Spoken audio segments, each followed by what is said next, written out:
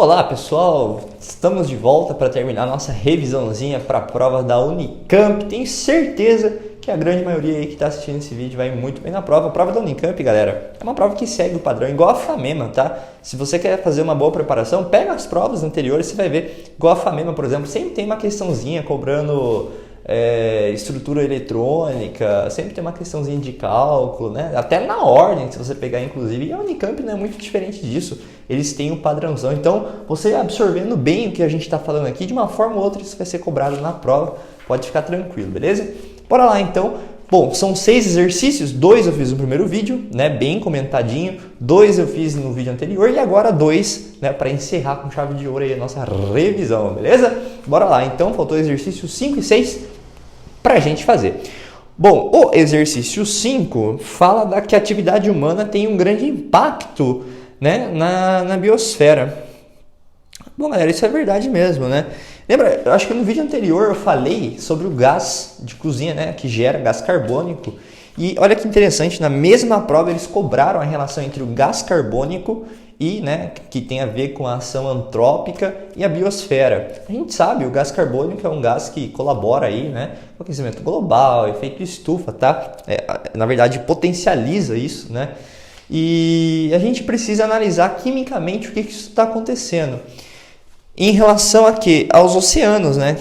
Que a questão 5 põe aí para a gente comparar. Então, ou seja, qual é o impacto que a liberação de gás carbônico via ser humano está causando nos oceanos, em termos de pH, que é o gráfico que ele põe aí para a gente, né? Galera, existe um equilíbrio químico muito importante. Se você quer saber um equilíbrio químico importante para vestibular, é esse aqui, ó, o equilíbrio, tá, do gás carbônico e água. Isso aqui está presente, só para você ter ideia, na sua respiração, no sistema tampão do bicarbonato, que também está presente no corpo humano, presente nos oceanos e mais em 500 partes aí do universo, com certeza. Esse equilíbrio é muito manjado, tá? Gás carbônico reage com água, originando ácido carbônico, que se decompõe facilmente em H+, e bicarbonato, que é o nome desse anionzinho aqui, tá? Galera, olha que interessante. Se eu aumento a concentração aqui, ó, de gás carbônico, eu tenho um deslocamento de equilíbrio para lá, porque eu estou aumentando o reagente aqui, ó. Aumentando esse reagente, então eu vou formar mais ácido carbônico, formando mais ácido carbônico. Porque a água aqui é do oceano, tem que sobra, tá? Mas então aumentei um reagente, aumentei o produto, aumentei o número de H+ que eu libero. Se está ficando um meio com muito H+, está ficando meio ácido, né, pessoal? Meio ácido, a gente bem sabe, pH menor que 7. Se você respondeu maior, fique esperto. pH ácido é pH menor que 7, pH básico, ou alguns chamam de alcalino, maior que 7. E 7? 7 é neutro, beleza? 7 é neutro. Fica com nós aí nessa questão. Gente, aí então, né, você precisa achar um gráfico aí nas alternativas, e isso você deve fazer, porque quem deve analisar gráfico é você, que é uma habilidade isso, tá? Bom, você precisa achar um gráfico que mostra que o aumento de gás carbônico causa uma diminuição, uma queda no pH. Por quê? Aumentando o gás carbônico, eu vou ter ali maior prótons, que é o H+, portanto, menor pH. A hora que você faz isso, você fica aí em dúvida entre C e D, alternativa C e D. E aí você precisa analisar aí embaixo aí, galera, que ele está relacionando esse efeito da ação antrópica em diversas latitudes, vamos assim falar, né? Então ele compara aí em uma região tropical com uma região polar. Aí eu te pergunto, aonde que isso aqui tem maior, beleza?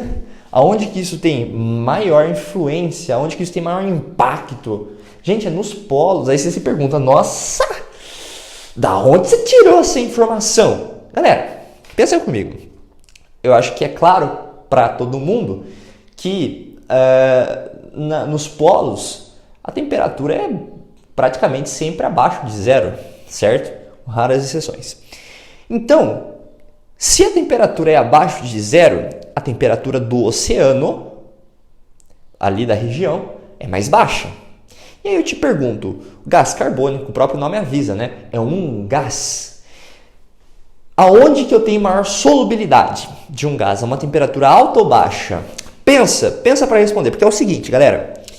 Quando você guarda alguns compostos gasosos na geladeira, água, por exemplo, gaseificada, refrigerante, sei lá, qualquer coisa que tenha gás. Por que a gente conserva na geladeira? Além, né, de aumentar o tempo de duração do alimento, o que você acha que acontece? Se eu deixar 2 refrigerantes, um na geladeira e o outro no meio ambiente, na temperatura ambiente, 25 graus, qual você acha que o gás sai mais rápido? O de 25? Por quê?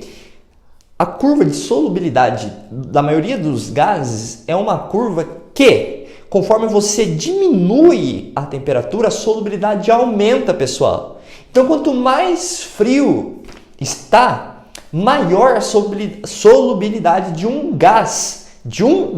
Presta muita atenção, é diferente de café, de sal, de açúcar, enfim, estou falando de somente gás. Então, como o oceano dos polos é mais frio, significa que eu estou com mais concentração de gás carbônico, portanto, aumenta o efeito, porque se eu tenho muito mais gás carbônico, vai ter uma queda muito mais elevada aí do pH, beleza? Ou seja, isso é um pouco mais preocupante nos polos do que nas regiões tropicais, porque nas regiões tropicais, geralmente as temperaturas são mais elevadas, e isso acaba fazendo com que o gás carbônico saia da hidrosfera, né? Ou seja, pelo menos do ecossistema aquático, e vá para a atmosfera. Aí você não vai ter esse equilíbrio, porque não vai estar no oceano, vai estar na atmosfera, beleza?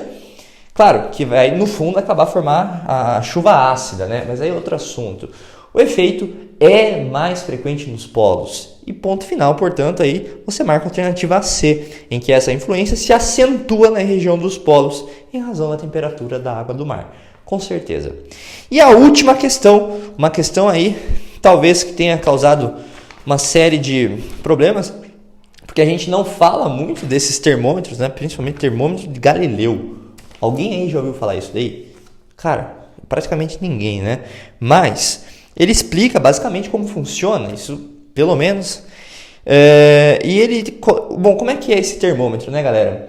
É tipo um tubinho, é um tubo na verdade, em que você tem algumas esferas que tem as densidades ajustadas, né? Então, tipo, é um tubinho mais ou menos assim, ó.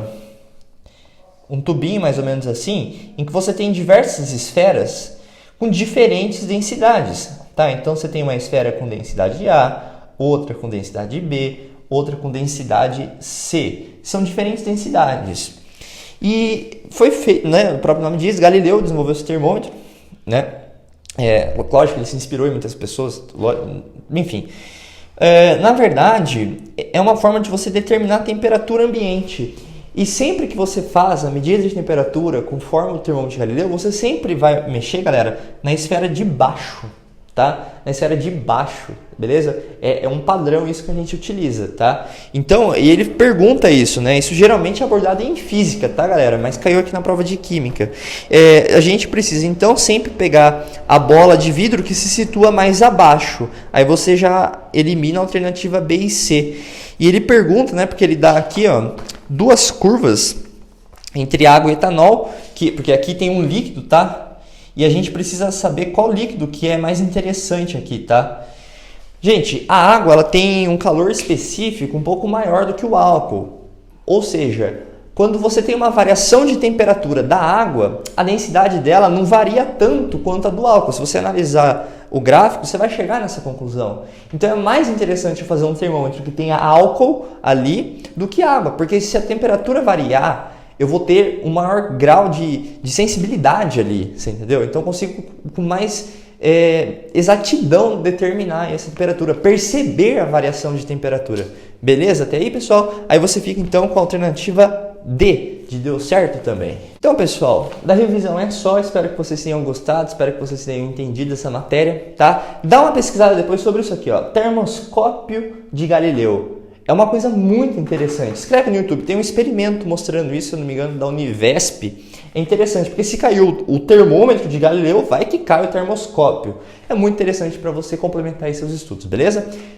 No demais, muito obrigado pela audiência, espero ter colaborado com seus estudos, ter feito que você revise de uma forma mais qualitativa esses assuntos para a prova da Unicamp.